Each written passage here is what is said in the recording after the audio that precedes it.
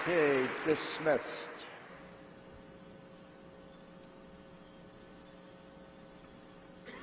Let me try that again. Take your posts. Dismissed.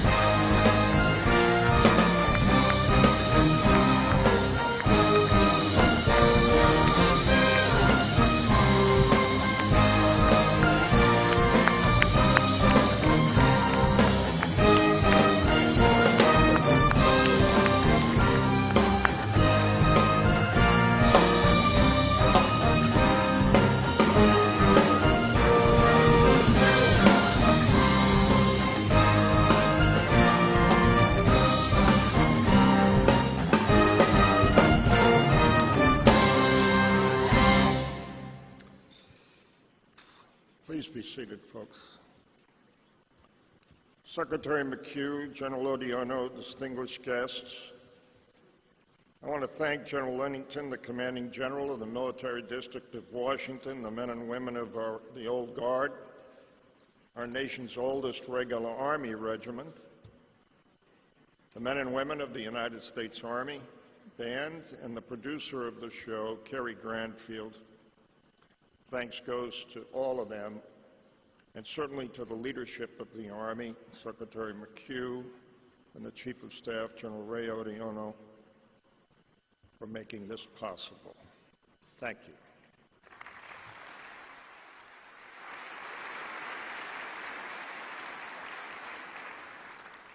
Ladies and gentlemen, we're honored to have with us today the Honorable John McHugh, the 21st Secretary of the Army.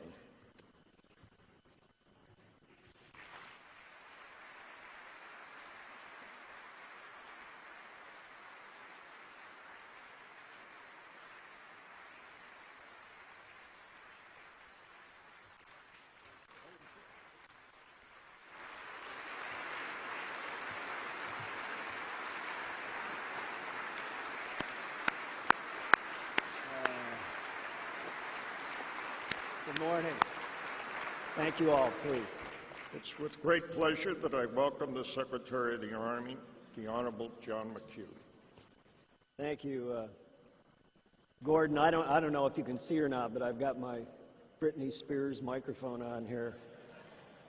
And as Britney infamously sang, "Oops, I did it again." As many of you may know, this is the fourth honor I've had to appear before this very august body, these marvelous opening ceremonies.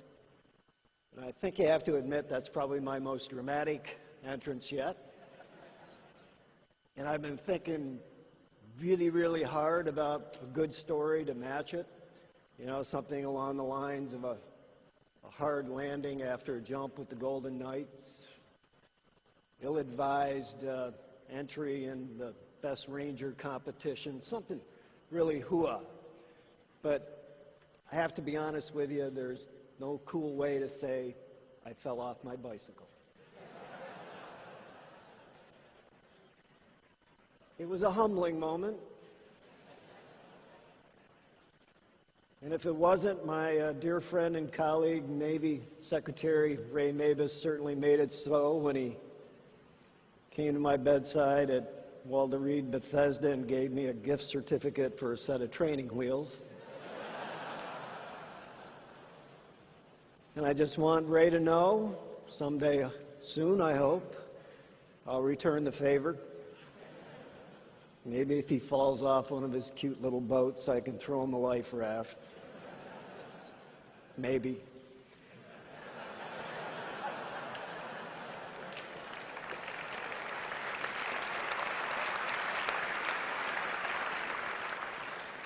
No, I will. My aim's not as good as it once was, but I will. And truth be told, if the roles were reversed, I probably would have done much the same thing.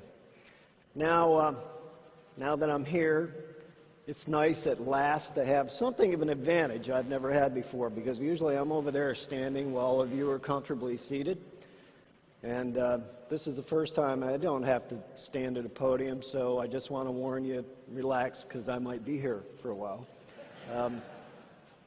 So with that warning said, let me most importantly say thank you to Gordon Sullivan, to the great officers and folks of AUSA. Thank you again to each and every one of you for being here, for all that you do each and every day on behalf of our entire Army, our soldiers, their families, our civilian employees. And I can't tell you how much the effort that you bring in support of that great Army is deeply appreciated. And frankly, that's why I was so determined to be here today. AUSA provides a critically important forum for the Army, a forum to share ideas, discuss critical issues that impact our future, and it gives us an important chance to spend some time listening and learning, not just from one another, not just from those within our ranks, but from those outside the Army who also know and care about us and have ideas and opinions that they wish to share to make us better. Now, you'll notice as you navigate the displays this year that the Army footprint is somewhat smaller. But I want to tell you, I firmly believe the impact of this get-together and the Army's deriving value from it will be as great as ever. And I also want to make very clear how valuable I personally consider this professional development forum to be for our soldiers, family members, and civilians. And that's why we're here. And that's why if you look into the front row this morning, you'll see great notables like Chief Ray Ordierno, like my good friend and partner Joe Westfall, the Undersecretary, Sergeant Major, Chandler, Sergeant Major of the Army, the civilian and military leaders who are here to show that they believe and value this organization as well. Now, while our footprint will be smaller, we are here and we found ways to have people participate who matter. We found ways to have even more people teleparticipate, if I could coin a phrase. Now, there's no question that forums and conferences in this town are rightfully under a lot of scrutiny. That's understandable. But often the good gets mixed in with the not so good. The valuable is sometimes mixed in with the less so. And I can't help but think that if other groups followed AUSA's lead, if they opened their doors and not only invited but encouraged the media, the Congress, their staff, and other cross-sections of the public to participate as well, all of us would be better off. And there's a larger lesson here. Our reduced physical presence, mandated by an imperative to find ways to do more with less, is really a microcosm. It's a microcosm of a larger challenge, and it's something I'd like to speak to you a bit about here this morning. When the Chief and I go up, as we often do together, to Capitol Hill, whether it's before a national security official or defense committee, we often get asked a simple question, committee hearings, meetings with Congress, the media, etc. That question, what keeps you up at night?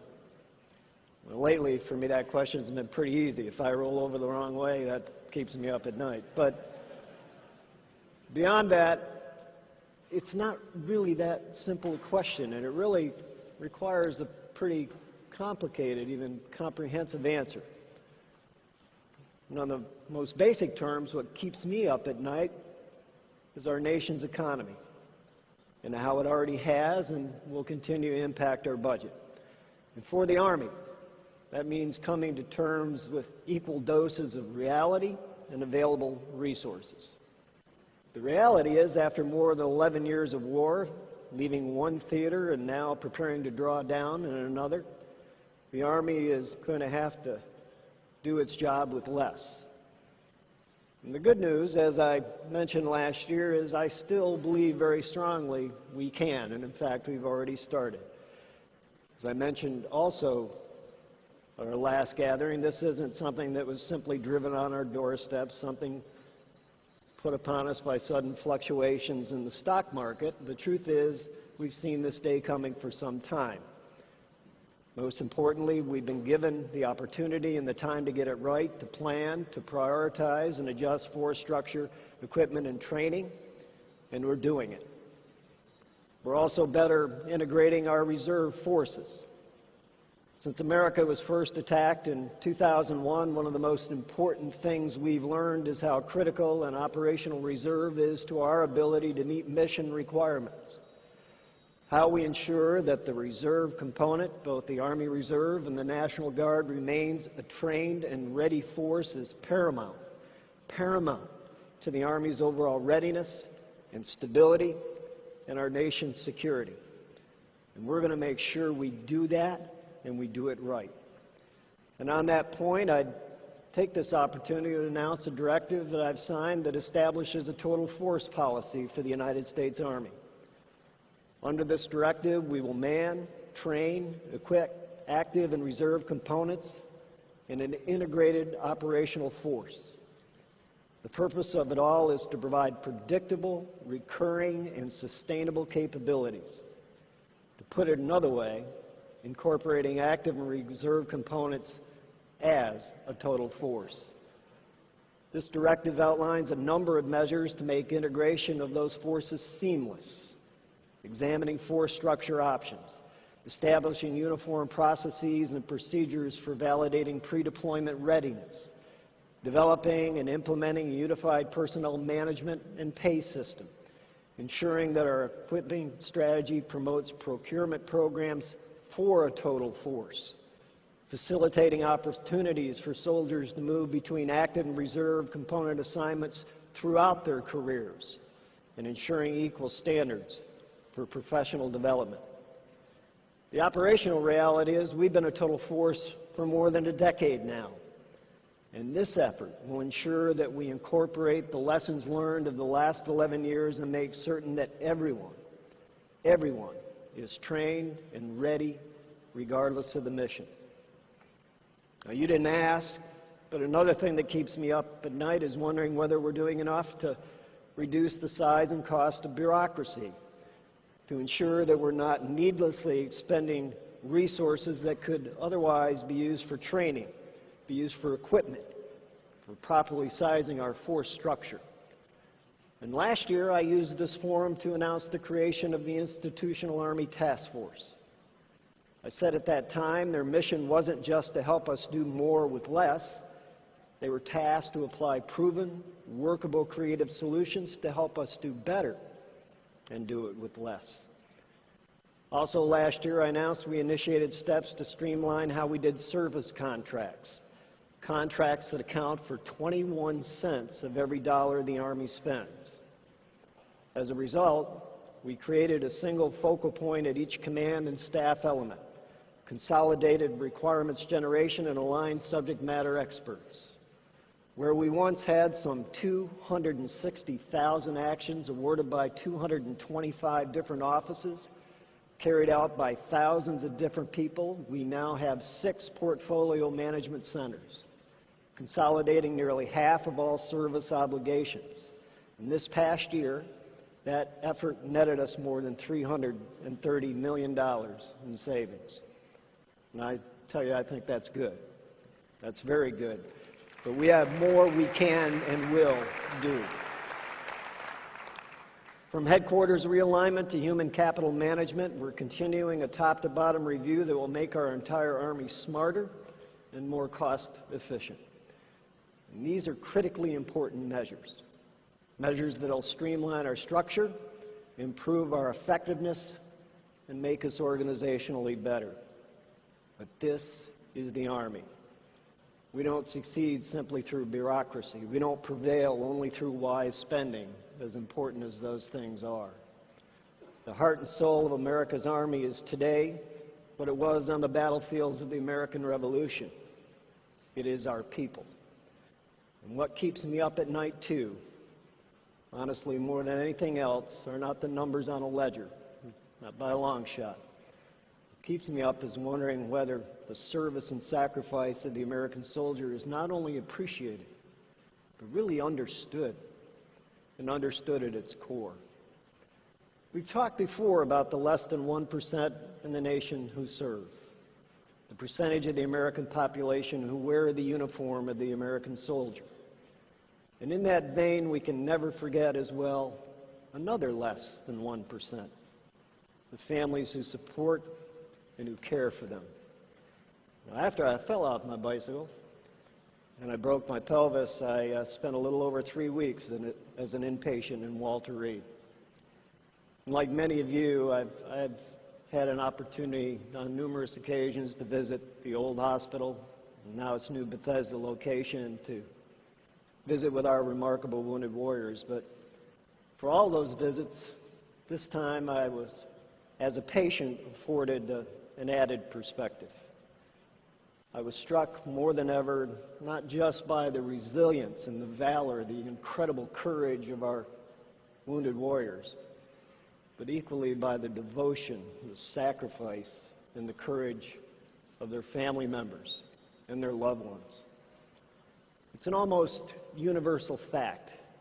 Behind all of our men and women in uniform is that loved one, a father or brother, a mother, a sister, husband and wife, someone special to that soldier. And when you see them visit day after day, providing encouragement and support, when you see, as I did many times, a young bride pushing the wheelchair of a limbless soldier, and you see the love in their eyes and the devotion on their faces, not complaining, not a sign of self-pity, even though they've been asked to bear a burden that would test the will, the maturity, and loyalty of someone twice their age. You can't say it any other way. It's awe-inspiring. It's remarkable. And I look at them and I wonder, do we fully recognize the sacrifice they bring? Do we really appreciate what we've asked of them and our soldiers? Are we doing enough? That's something. That's the most important thing that keeps me awake. And I bet it does many of you in this room as well. Making sure we do everything we can to treat the wounds of our soldiers, the battlefield injuries we can see, and equally important, the battlefield traumas we often don't. The Chief and I appointed our Vice Chief of Staff, General Lloyd Austin, to head up our efforts on the health of the force. And the good General has traveled across the Army, meeting with soldiers and caregivers, briefing leaders and listening to those in treatment so that we can better develop programs and methods to improve the health and health care of the entire force, whether it's their physical or their mental well-being. It keeps me awake knowing how many young lives we've lost to suicide and determining whether we're doing enough or can ever do enough to see the warning signs, to reach out, to help and intervene. For the past 2 years, I've served as public sector co-chair of the National Alliance for Suicide Prevention. My partner in this effort, the private sector co-chair, is former United States Senator Gordon Smith, an individual who lost his own son to suicide. And as I've sat through those meetings with dozens upon dozens of public and private organizations, I've come to know this: suicide's important, critically important to the military and the Army, but it's not unique just to us. Across the United States, in virtually every demographic group, there has been an increase in the rate and number of suicides every year for 10 years. We have to find solutions. We have to work together to make a difference. Now, there's a lot of other things that keep me up at night. Before you think I need a sleep therapist, I'd just simply close with this thought from former Chief of Staff Creighton Abrams. Abrams noted that people are the Army. And I'll quote here, "By people," he said, "I do not mean personnel. I do not mean end strength. I mean living, breathing, serving human beings. They have interests, they have needs and desires. They have spirit and will and strength and abilities. They have weaknesses and faults, and they have names. They are the heart of our preparedness, and this preparedness as a nation and as an army depends upon the spirit of our soldiers. It is that spirit that gives the Army life. Yep, there's a lot of things that keep me awake at night, but there's something that always is stronger, something that always helps me sleep easier. It is the indomitable spirit, the selfless service, the remarkable courage of the American soldier, strength of the Army, strength of our nation. And that's why it's important for all of us to be here. That's why these kinds of events are critical, because it brings together individuals and organizations who care about the American soldier, who deeply value and appreciate what all they have achieved on our behalf, and are willing to continue to fight for them in the future as they have fought and won for us. So thank you. God bless you all. God bless this great nation and this glorious Army who keeps her safe. Thanks.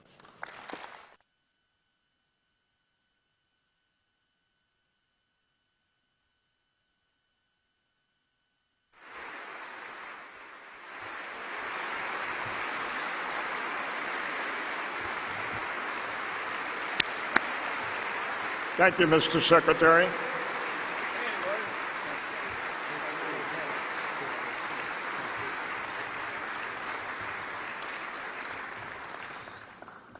Ladies and gentlemen, please be seated. I want to echo a couple of the words of the Secretary. We ask much of our soldiers who serve proudly around the world, our brave men and women who face adversity every day while serving our nation. As he pointed out, fewer than 1% of America's population is willing to stand up and raise their right hand and serve in uniform today. That's active Guard and Reserve of the Army, Navy, Air Force, Marines, and Coast Guard, less than 1%. Today in this audience are many soldiers who have defended America's freedom. And we're honored to have with us one who has served and distinguished himself through acts of gallantry and courage. He is exemplary of the courage and selflessness of all who have earned the Medal of Honor and who have served with courage and valor on battlefields around the world. I'd like to ask Lieutenant General Retired Robert Foley, recipient of the nation's highest award for valor in combat, to stand and be recognized.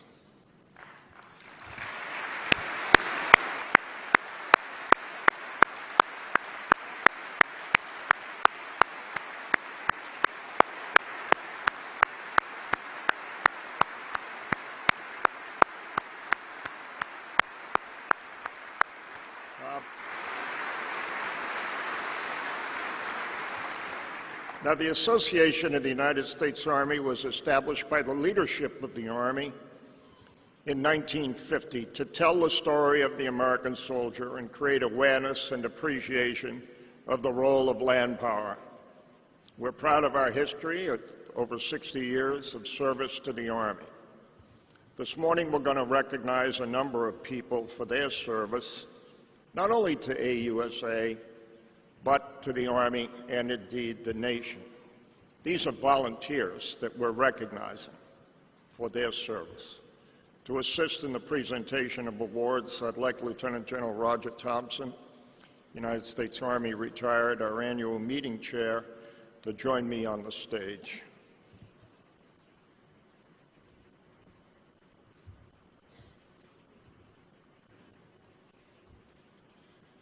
This year, the recipient of the General Creighton Abrams Medal is Major General Frederick J. Raymond, Florida Army National Guard, retired.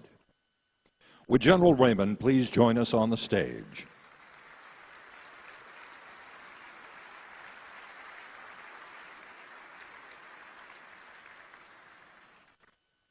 The General Creighton W. Abrams Medal for exceptional service to the United States Army is awarded to Major General Frederick J. Raymond, Florida Army National Guard, retired. General Raymond served more than 30 years in the United States Army on active duty and in the National Guard before retiring in 2001. A rifle platoon leader in the 101st Airborne Division in Vietnam, he would later command an infantry company there as a captain. General Raymond has supported his soldiers in countless ways. The way he has lived his life exemplifies the phrase, "Once a soldier, always a soldier." Following his service in Vietnam, General Raymond held a number of positions in the 3rd Battalion, 20th Special Forces Group of the Florida Army National Guard and the 53rd Separate Infantry Brigade, serving as commanding general of the latter from 1993 until 1998. As a Major General, he went on to become the Deputy Commanding General for the 1st U.S. Army at Fort Gillem, Georgia, and then served at U.S. Army Forces Command, Fort McPherson, Georgia, until he retired in 2001. Over the course of his distinguished military career, General Raymond has received numerous awards, including the Army Distinguished Service Medal, Silver Star, Legion of Merit, and Bronze Star. Upon retiring from the Army, General Raymond continued his work to benefit the Army and its soldiers. He has served since 2004 on the Florida State Commission for Military Veterans Affairs, and he has also been involved with the Military Affairs Council of the Greater Tampa Bay Chamber of Commerce. General Raymond has also made significant efforts to further AUSA's mission in many formal and volunteer positions. He accomplished a great deal in expanding the activities and membership of the Sun Coast Chapter during his tenure, and under his leadership, soldier support programs were grown dramatically. In recognition of his exceptional service to the U.S. Army and its soldiers, the Association of the United States Army proudly presents the General Creighton W. Abrams Medal to Major General Frederick J. Raymond, Florida Army National Guard, retired, on this, the 22nd day of October, 2012.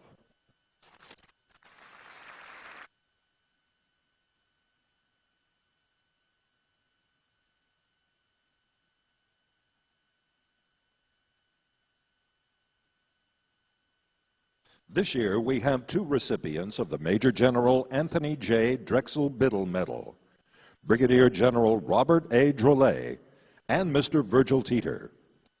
Would General Drolet please join us on stage?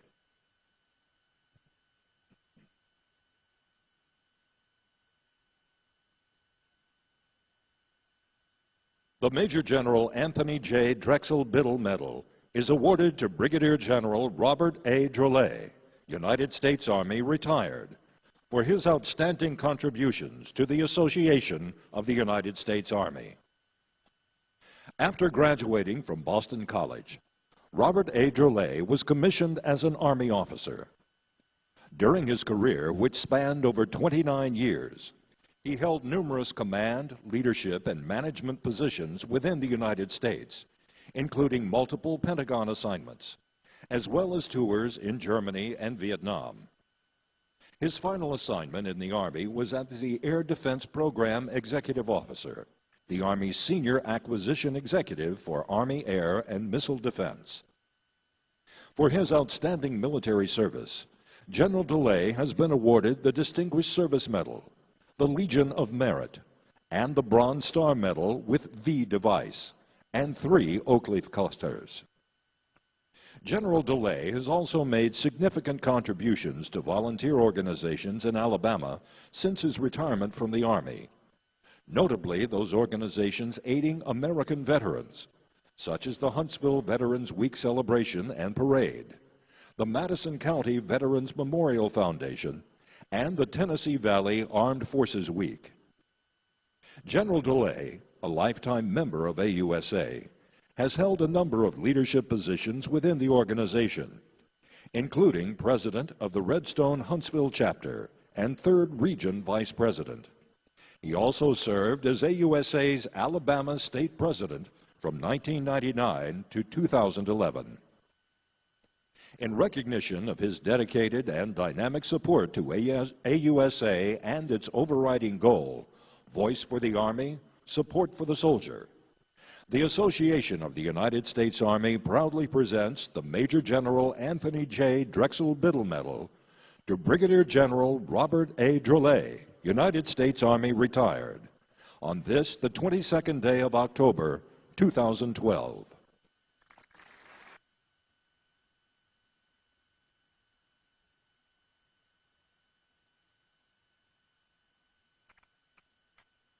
Would Mr. Teeter please join us on stage?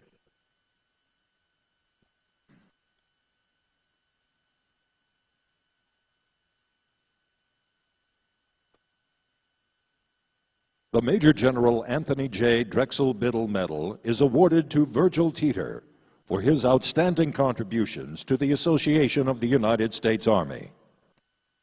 Mr. Teeter has been a long-standing and unequaled supporter of AUSA and the soldiers and military families of Central Texas Fort Hood.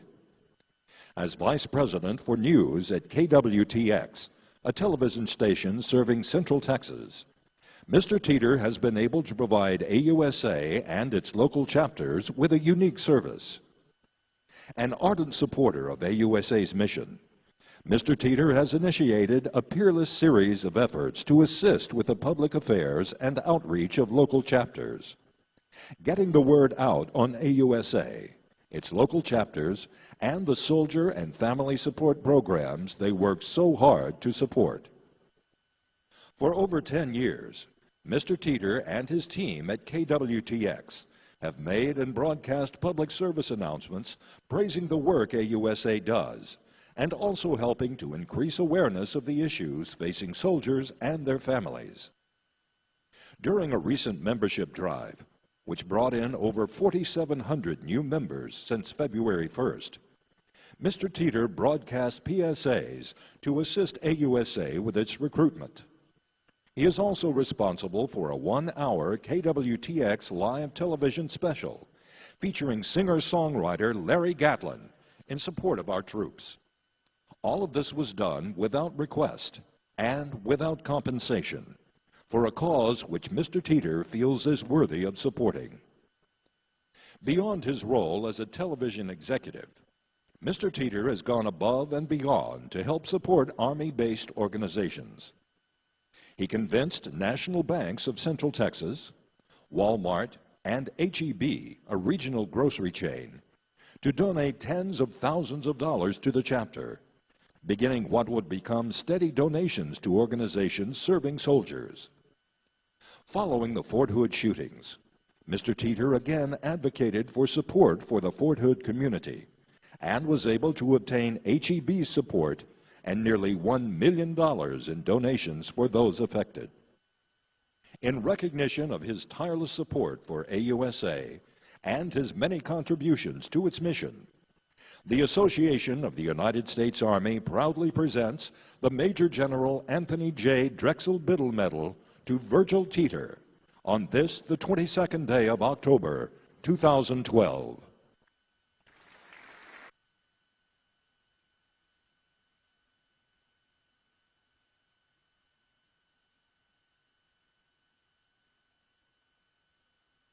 The recipient of this year's Lieutenant General Raymond S. McLean Medal is Major General Raymond W. Carpenter, South Dakota Army National Guard, retired. Would General Carpenter please join us on stage?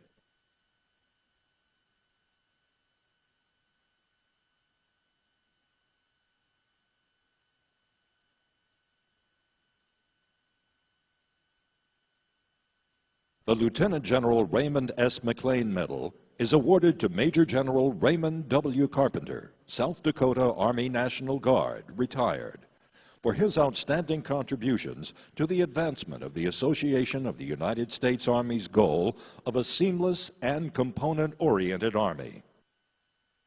General Carpenter began his military career by joining the South Dakota Army National Guard in 1967. A short time later, he would join the Navy, where he learned Vietnamese before being assigned in Da Nang, South Vietnam. Upon completion of his Navy service, General Carpenter returned to the South Dakota Army National Guard, where he received his commission in 1974. General Carpenter has commanded soldiers from his commissioning through his time as a colonel.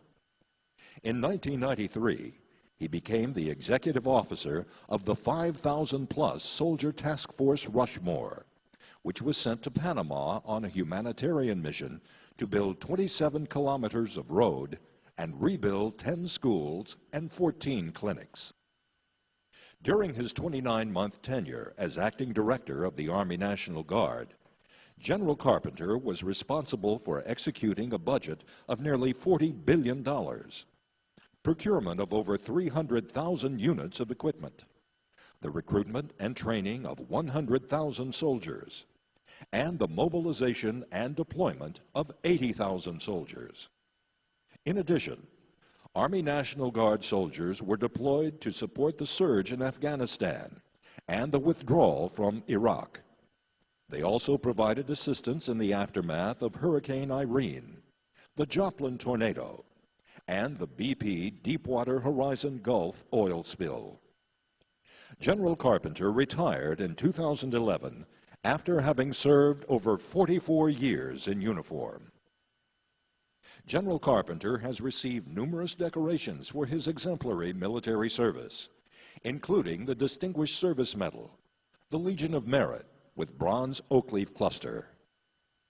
It is with sincere gratitude and the highest regard for his unparalleled service to our nation and the Army National Guard that the Association of the United States Army proudly presents the Lieutenant General Raymond S. McLean Medal to Major General Raymond W. Carpenter, South Dakota Army National Guard, retired, on this, the 22nd day of October, 2012.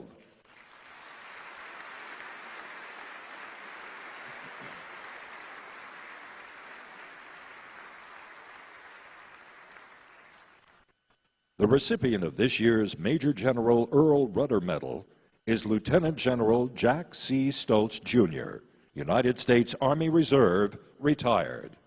Would General Stoltz please join us on stage?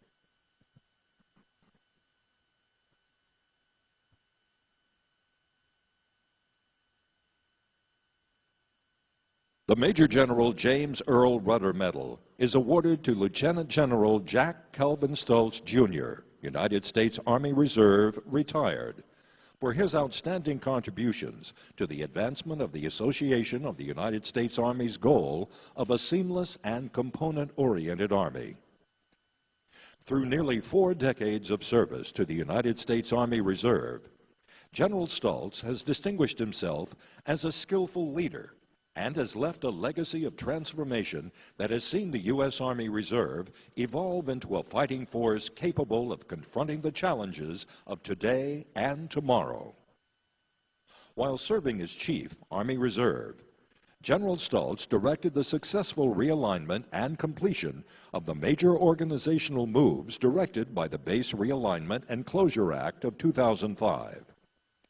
He used BRAC to better position Army Reserve forces to support current operations and decentralize some of the functions formerly managed at headquarters.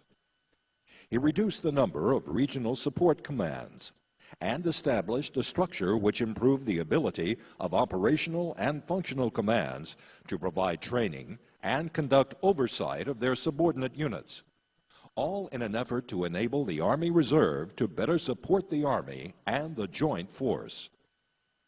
General Stoltz also made efforts to increase support for the individual Army Reserve soldiers and their families. Under his leadership, The Employer Partnership Office was established to maintain employer partnerships with the Armed Forces program. It sought to build relationships with industry partners and to establish training and employment programs that would benefit the Army Reserve, soldiers, and participating companies. As an exemplary soldier, General Stultz has received numerous distinctions for his service, including the Defense Superior Service Medal, the Legion of Merit with Oak Leaf Cluster, the Bronze Star Medal, and the Meritorious Service Medal with 3 Oak Leaf Clusters.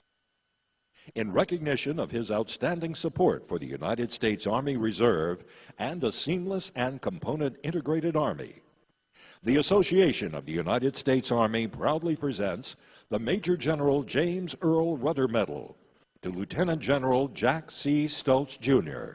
on this, the 22nd day of October, 2012.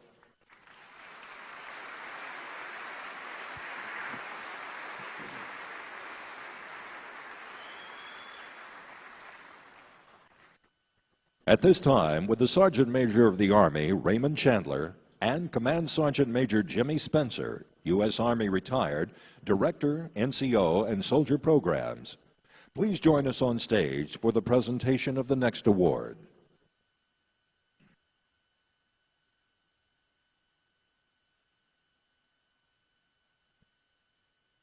This year's recipient of the Sergeant Major of the Army, William G. Bainbridge Non-Commissioned Officer Medal, is Sergeant First Class Ron Taylor, United States Army, retired. Will Sergeant Taylor please join us on stage?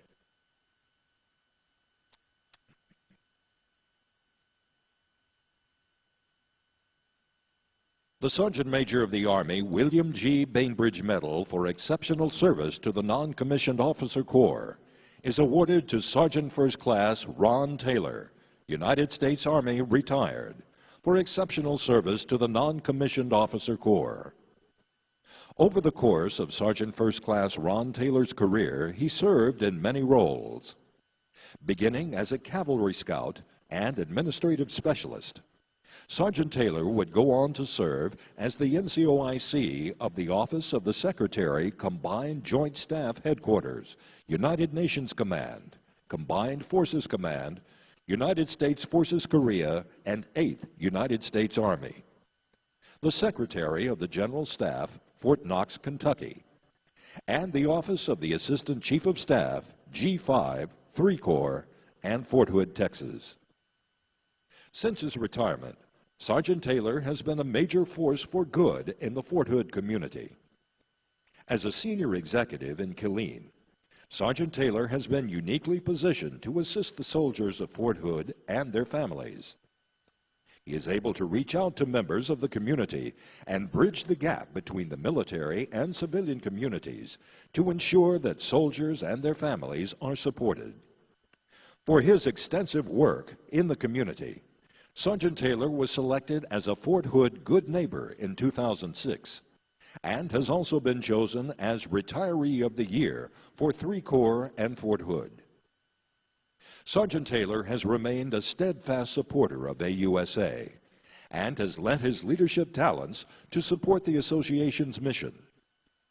Currently serving as a member of the NCO and Soldier Programs Committee of the AUSA Advisory Board of Directors, and as the Central Texas State President, Sergeant Taylor has previously served as a chapter vice president and president of the Central Texas Fort Hood chapter. During his term as president, the chapter received honors as the largest and best chapter for 2 consecutive years. His efforts to grow and strengthen the Central Texas Fort Hood chapter over the years have been unparalleled. A proven leader, Sergeant Taylor has devoted his life to ensuring soldiers and their families are cared for as valued members of the Army and the local community. He embodies the qualities represented by the Bainbridge Award: selflessness, service, and loyalty to the Army, its soldiers, and their families. Throughout his affiliation with the Association of the United States Army, Sergeant Taylor has truly been the voice for the Army in Central Texas. in grateful recognition of his dedication and countless contributions to America's Army, its soldiers and their families. The Association of the United States Army proudly presents the Sergeant Major of the Army William G. Bainbridge Medal to Sergeant First Class Ron Taylor on this, the 22nd day of October, 2012.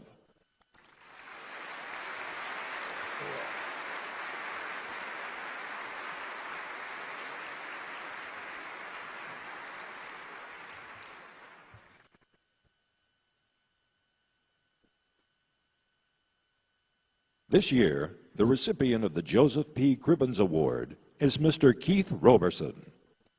Would Mr. Roberson please join us on stage?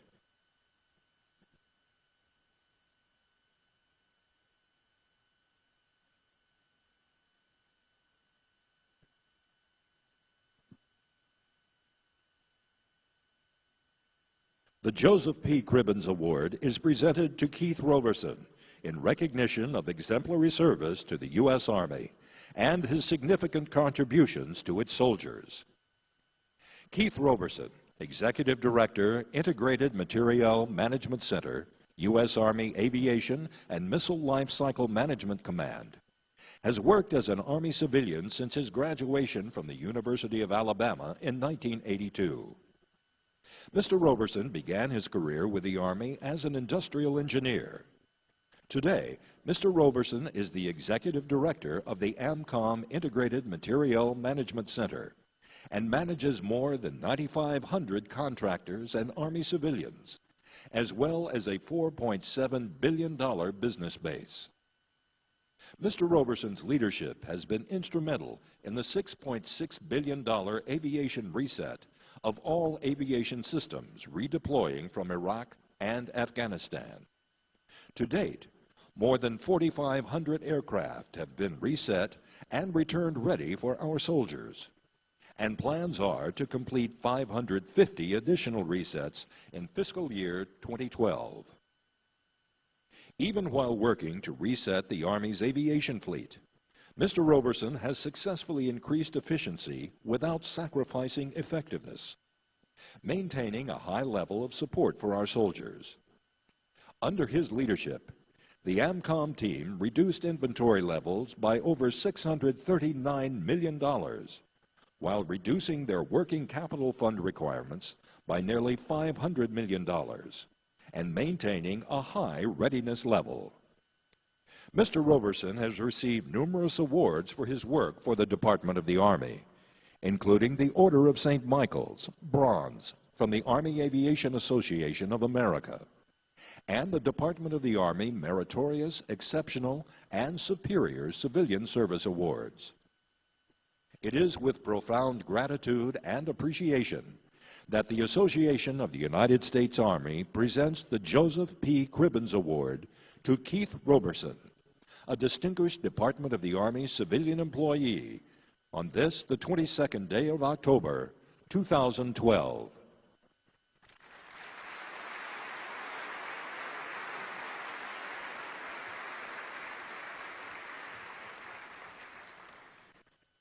This morning, we will present our Volunteer Family of the Year Award to an outstanding family that exemplifies the spirit of volunteerism in service to all Army families, as well as their communities.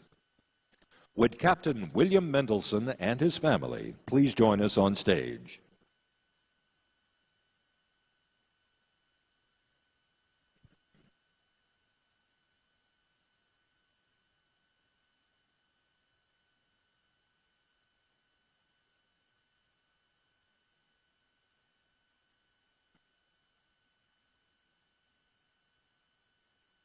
The AUSA Volunteer Family of the Year Award for outstanding efforts to promote the well-being of soldiers and families is presented to Captain William Mendelson, his wife Deborah, and their two children, Emily and Douglas, for their exceptional service to the Army, its soldiers, Army families, and their local community.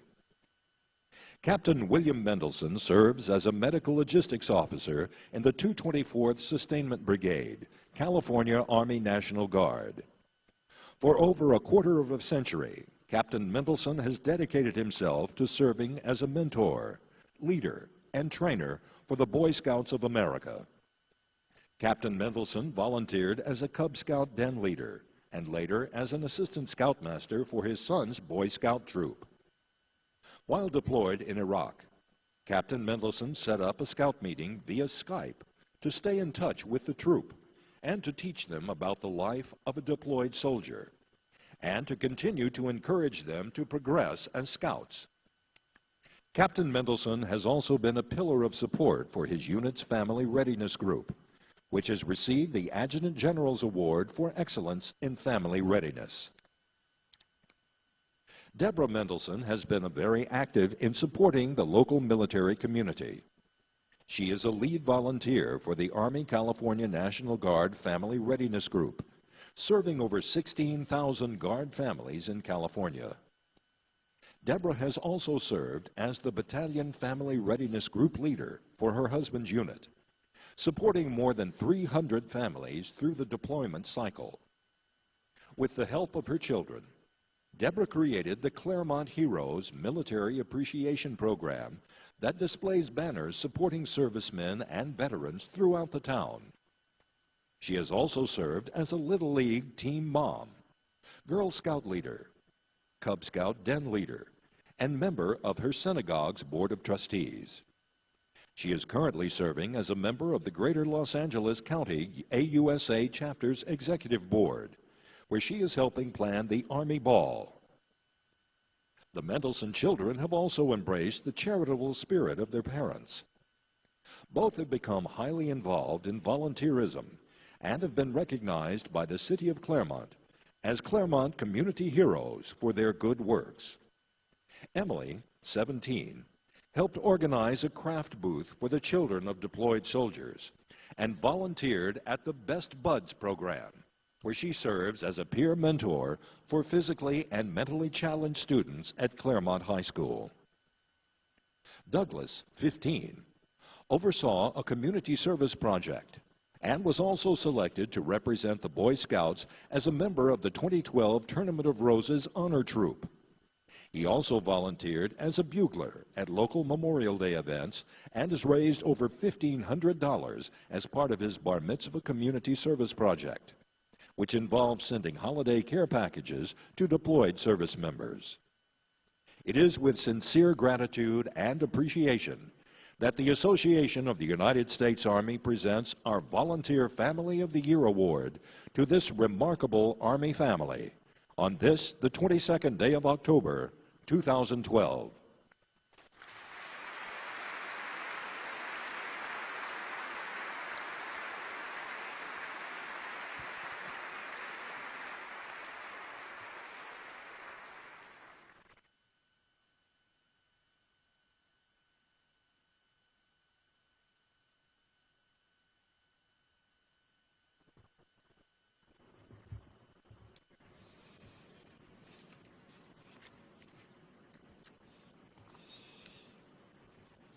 Well, how about a nice hand for everybody that got an award?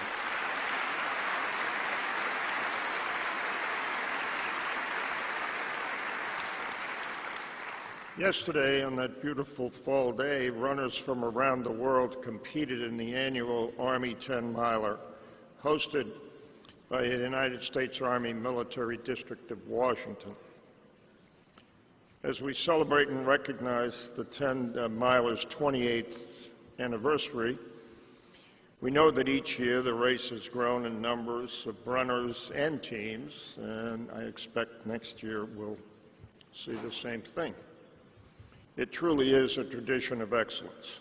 Your association, one of the race's founding sponsors, was again the race lead sponsor along with KBR, an AUSA sustaining member.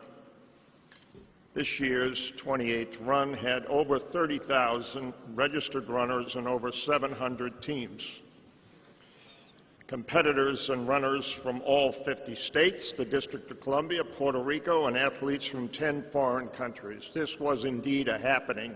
30,000 beating hearts running around Washington, D.C., in some way or another, representing all services, mainly, obviously, mainly the Army.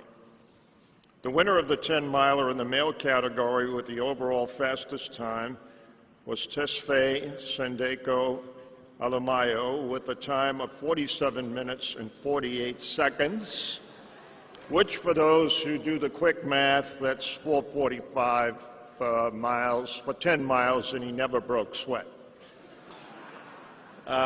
Second place was Augustus Mayo with the All-Army team. You got that?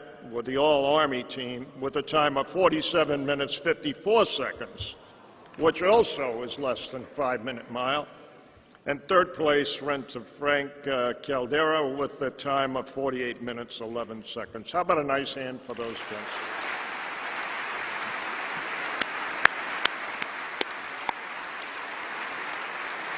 Please stand to be recognized. Any of them that are in the room. I think one or two, maybe. Anybody here? Back there?